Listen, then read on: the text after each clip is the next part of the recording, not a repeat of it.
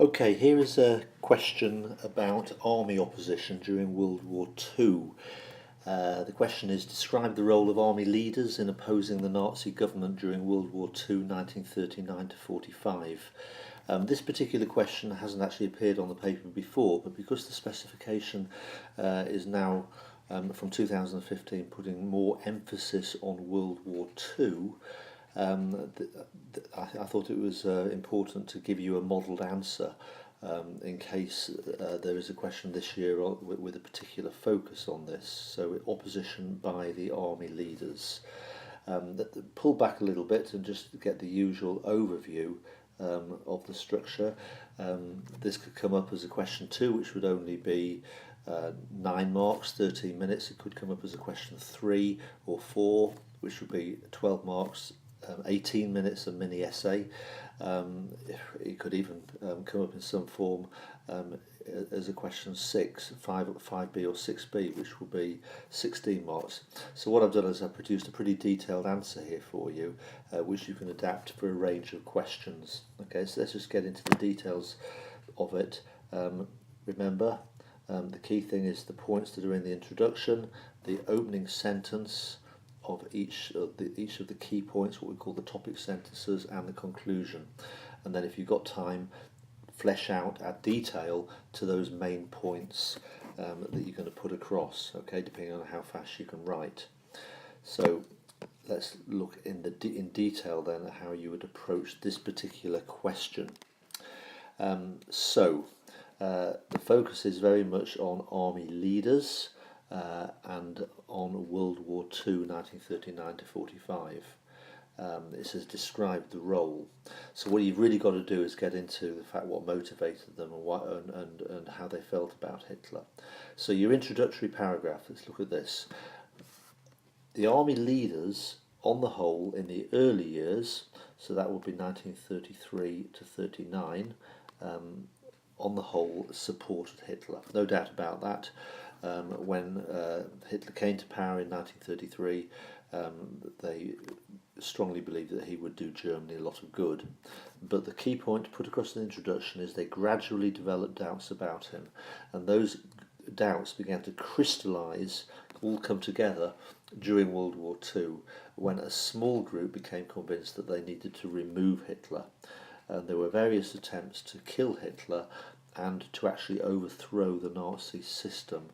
And the most famous one was Operation Valkyrie, as it was called, and that happened towards the end of World War II on the 20th of July 1944.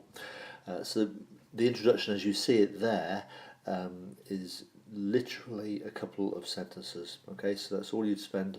Just get those key points across as they are written there. Okay, so the main body of the answer. What are the key points you want to put across? So just looking at the main points first of all, what you can see we're doing here is each point is like it is a chronology. It's working your way through time. So the early point is about how the army leaders felt in 1933 when Hitler became Chancellor. You then want to move to 1939 to 42, and you then want to move to 1943 to 44. Reaching the plot of the 20th of July. So best way to tackle this question, talking about army leaders, is to emphasise the fact that feelings changed over time. Okay, don't just talk about it as if it was all the same throughout the whole of the period, because it wasn't. Their views changed over time. So looking in detail then at the first point, paragraph 2. On the whole, in 1933, army leaders were impressed. They wanted Hitler to be the leader of their country. They were particularly impressed by the way in which he crushed communism, created strong government. Looking towards the end of that paragraph, they were impressed by the Night of the Long Knives, of course. In June 1934, Hitler removed the SA who wanted to take over the army, and the army appreciated that, and as a result they swore an oath to serve Hitler. But over the next few years they were increasingly impressed the way that Hitler dismantled the terms of the Treaty of Versailles, which had weakened Germany, and that Therefore, they were impressed by the way he was turning Germany into a strong country without going to war. Okay, that's a key point. The army leaders, what they believed was important, that Germany could defend herself. They did not believe that Germany should be going to war, but they felt Germany had the right to defend herself. And that's what they believed Hitler wanted as well. And so when Hitler introduced conscription, the way he rebuilt a strong army, and in 1938 Germany expanded to include Austria and parts of Czechoslovakia called the Sudetenland, all without actually going to war. The army leaders were very impressed by what Hitler was doing and supported those moves. You then move into the next paragraph. By 1939, of course, in 1939, September 1939, Germany went to war, and the point you're developing here is that gradually army leaders are beginning to realise that Hitler, there was a lot more to him than they initially thought, and they're developing doubts about Hitler. They had doubts about the decision to go to war against Poland in 1939. Many of them thought, yes, we do deserve to get the Polish corridor back, because that was land that was lost in 1919. But when, in particular, for 1941, Germany invaded Russia for living space, many army leaders felt that that was morally wrong. This was land that had never belonged to Germany in the first place. And of course they began to realise that Hitler was motivated by racial motivations, that he wanted living space, he wanted to conquer Russia as land for Aryans to settle on, and driving the so-called, quote, inferior, unquote, Slavs off that land. Many army leaders felt that was morally wrong, but because they had sworn their oath of loyalty to Hitler, they felt trapped, and they felt it was their duty to support him, particularly in war, because an army leader's role is to defend the country, and the country was at war. So you then move into the next couple of paragraphs, and the point here is by 1943-44, a small group of army leaders have become convinced that they actually do need to remove Hitler.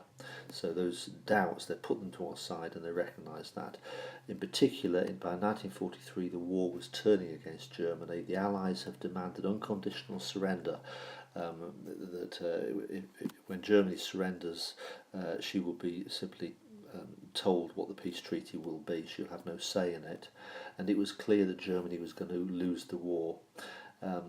Also clear that Hitler was never going to surrender, and he was going to fight on until Germany were destroyed, and many army leaders felt we need to simply end this war. What really pushed many army leaders to become convinced opponents was when they witnessed the terrible things the Nazis were doing behind the fighting lines, in particular in Russia, the mass shootings of Jews, and of course the death camps in Poland. And so a small group of leaders became convinced they had a moral duty to break their oath, and that they had to remove Hitler. So it all came together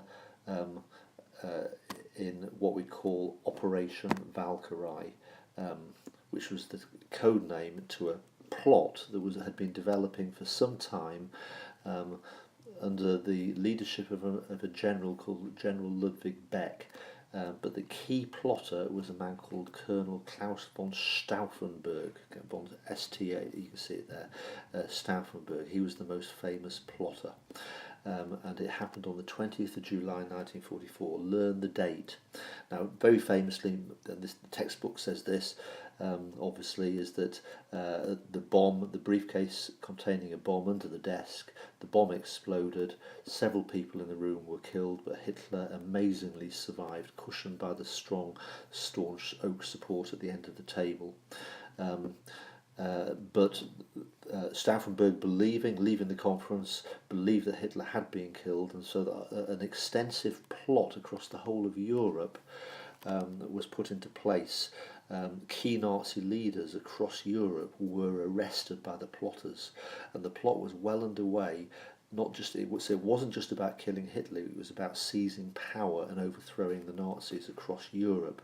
But suddenly Hitler's voice appeared on the radio that evening. He was alive, and the plotters hesitated. They didn't know what to do, and the Nazis regained the initiative, and as a result, across Europe, the plotters were arrested. Thousands were brutally executed, including Stauffenberg and Beck, who were both executed as a result of that plot. And there was never again another plot to remove Hitler. What Hitler wanted happened. They fought on to the end, and Germany was destroyed. The war ended when Hitler killed himself on the 30th of April 1945. So you pull all that together in a conclusion. The problem the army leaders had was their divided feelings. It made them uncertain. At first they admired Hitler, but they gradually began to realise they wanted to oppose him. But remember, they were trapped by that oath, and that made it very difficult.